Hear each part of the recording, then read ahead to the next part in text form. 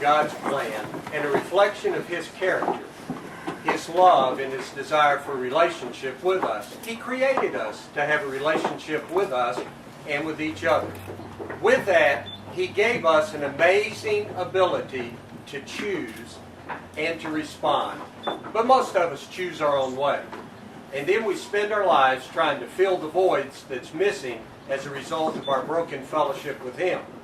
That includes looking for the perfect job, the perfect house, a lot of stuff, status.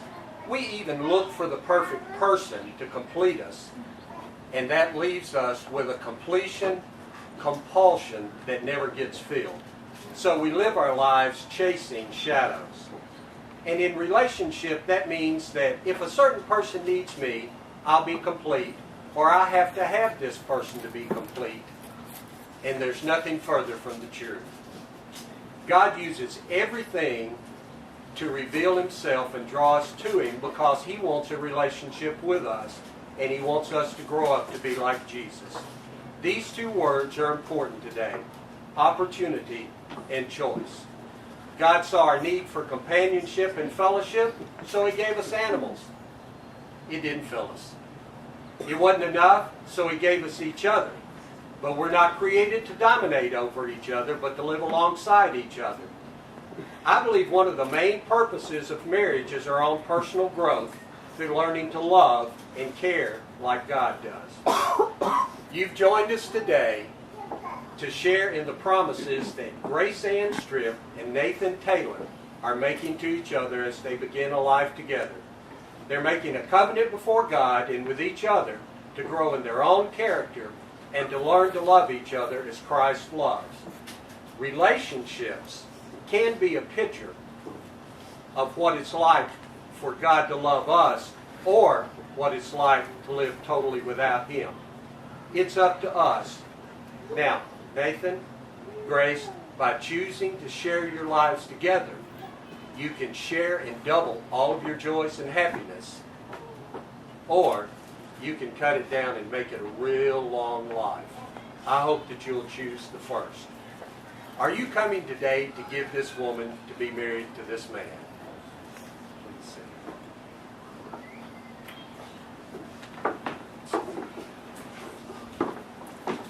Opportunities come every day into your lives, and then we get to choose.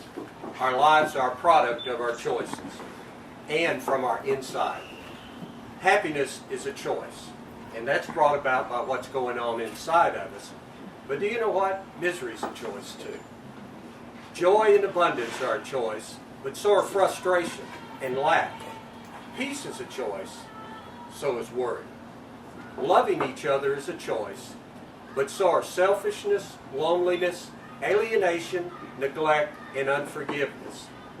The only place you're going to find true happiness is with a personal relationship with Jesus, then learning to love each other out of the overflow.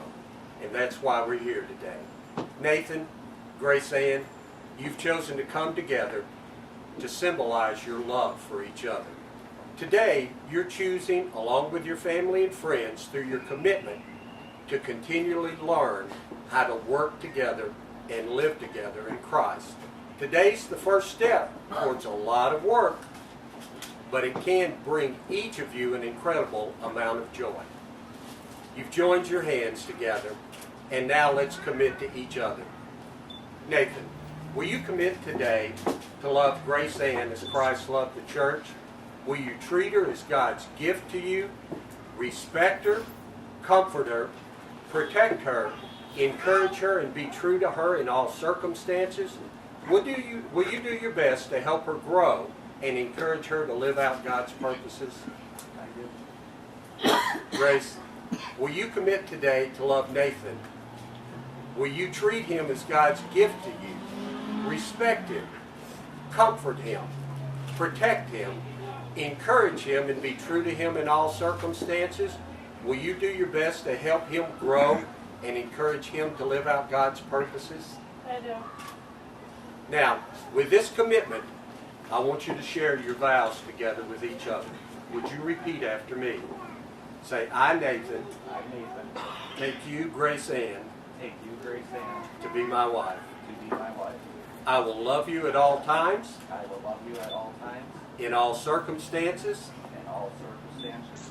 I will honor your dreams I will honor your dreams and seek to help you and seek to help you as we live together. as we live together.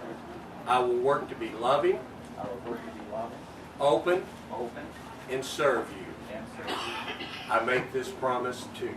I make this promise to you. Will you repeat after me? I, Grace Ann, I, Grace Ann, take you, Nathan, take you, Nathan, to be my husband. to be my husband. I will love you I will love you at all times. at all times. I will honor you, I will honor your dreams you, your dreams and desires, and desires, and help you and help you as we live together. as we live together.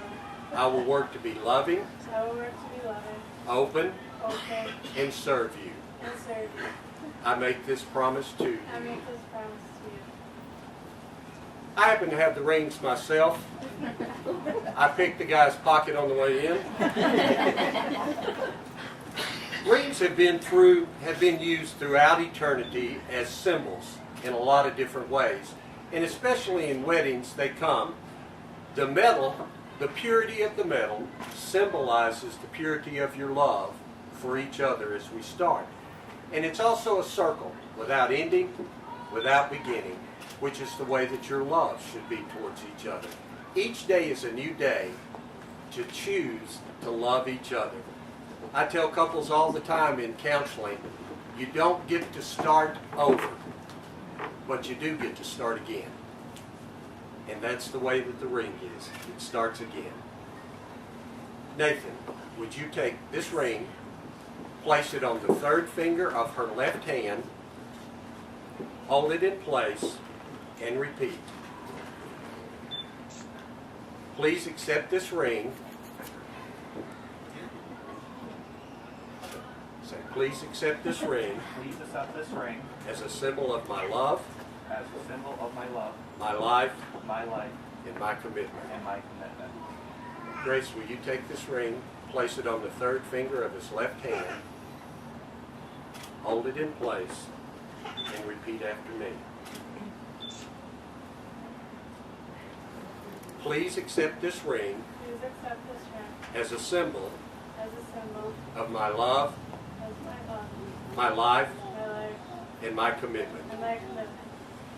You know, I love nowadays, rather than doing just the candles, that we use the sand. They're going to make a commitment to each other, and a symbol of that by utilizing sand. The wonderful thing about this picture is that the sand will be forever changing, as our lives are day in and day out. Go ahead and pour them in together.